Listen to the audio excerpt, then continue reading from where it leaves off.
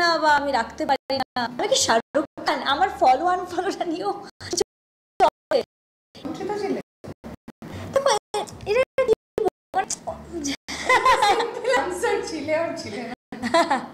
এটা তো প্রশ্ন, তোমার হাতের মধ্যে সত্যি কোনো কিছু সম্পর্ক ছিল?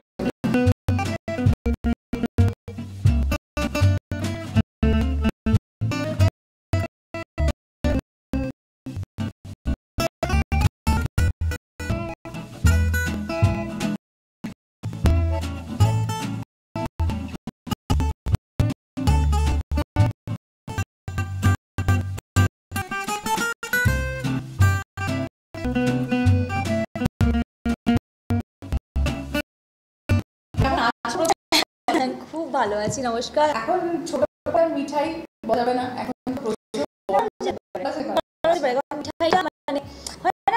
হয়ে গেছে। কিছু কাজ, অনেকগুলো কাজই মানুষের জীবনে করে, কিন্তু কিছু কাজ আমার মনে হয় যে একটা আলাদাই জার্নির একটা আলাদাই, তো সেই রকম একটা জায়গায় মিঠাই, তো কোথাও যদি আমাকে মানে নতুন কাজও যদি আমাকে কেউ একটা মিঠাই বলে টিমের লোক, তো আমি সার দিই এখন ডাকি না আমি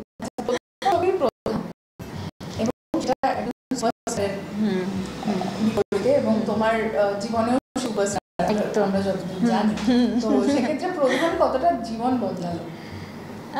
দেখো, প্রত্যেকটা কাজই তো আমাদের জীবনে একটু একটু করে এগিয়ে নিয়ে যাওয়ার, এবং প্রধানটা তো অবশ্যই মানে প্রথম বড় পর্দা, আর তারপর তার সাথে প্রত্যেকটা জিনিসই এত মানে কি বলবো আমার ফেভারে ওয়ার্ক করিয়েছে।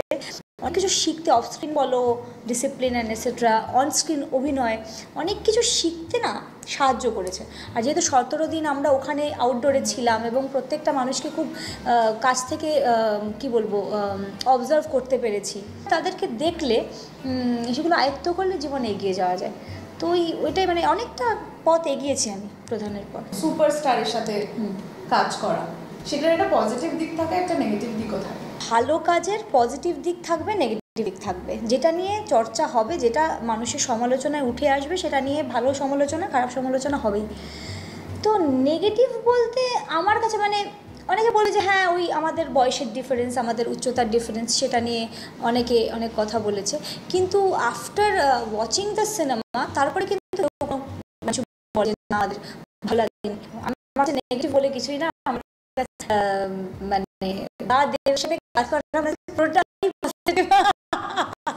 পরের ছবিটা বাছার ক্ষেত্রে কি কি ক্রাইটেরিয়া ছিল তোমার মাথায়? ভালো গল্প, যে চরিত্রটা দেখো আর্টিস্ট একটা ইয়ে থাকে যে পার্টটা যে করলাম বাড়িতে গিয়ে যখন শাওয়ার নিচ্ছে আমার তো ভীষণ হয় যে আজকে এইগুলো করলাম, এইগুলো করলাম, তো ঠিক আছে আমি স্যাটিসফাইড।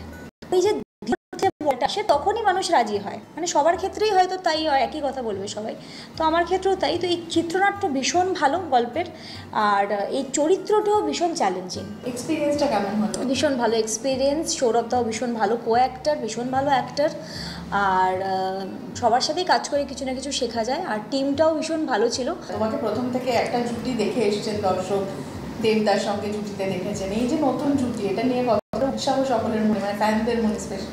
হ্যাঁ, মানে এটা না, এটা মানে ভীষণ ভালো লাগে একটা জিনিস দেখতে। ধরো যখন আমি মিঠাই করছি তখন মিঠাইয়ের হিরোর সাথেই তুমি কাজ করবে, তুমি আর তারপরে যখন দেবদার সাথে হলো না, প্রথমে মেনে নিতে পারছি না, না ভাল লাগছে না, তারপরে যখন দেবদার সাথে চোখে শুয়ে গেল তখন দেবদার সাথে প্রচুর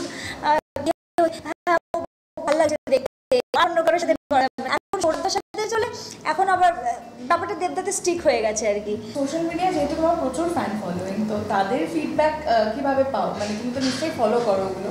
হ্যাঁ, আমি চেষ্টা করি সবসময় দেখার, আর ফ্যানরা তো আমি সবসময় বলি যে ওরা আমার ফ্যামিলির একটা বড় পার্ট হয়ে গেছে, আর ফ্যান নেই তারা, কারণ যেভাবে আমার নতুন কাজ এলে তুমি দেখবে মানে পেপারে হয়তো সেখানে সিঁদুরের টিপ পরিয়েছে, আমার নামে পুজো দিয়েছে নতুন কাজ, বা নতুন কাজের যখন ছবি পেপারে বেরোয়, বা আমার শরীর খারাপ হলে পুজো দেওয়া, বা যে কোনো কিছুতে, আমার জন্মদিনে মানে এরকম হয়েছে যে কোনো একটা অনাথ আশ্রমে গিয়ে তারা খাইয়েছে। নিঃস্বার্থ ভালোবাসা এগুলোকেই বলে, কারণ তাদের সবাই জীবনে ব্যস্ত, কাউকে ভালোবাসা যায় কোনো চরিত্রকে, কিন্তু সেই চরিত্রটা শেষ হয়ে গেছে, তারপরেও এই ভালোবাসাটা দিয়ে যাওয়া, তার জন্য এফর্টলেসলি এরকমভাবে এত কিছু করা। কেরিয়ারের প্রথম দিকে জনপ্রিয়তা পাওয়া, অনেক স্ট্রাগলিং অ্যাক্টর্স আছেন যারা অনেক দিন ধরে কাজ করে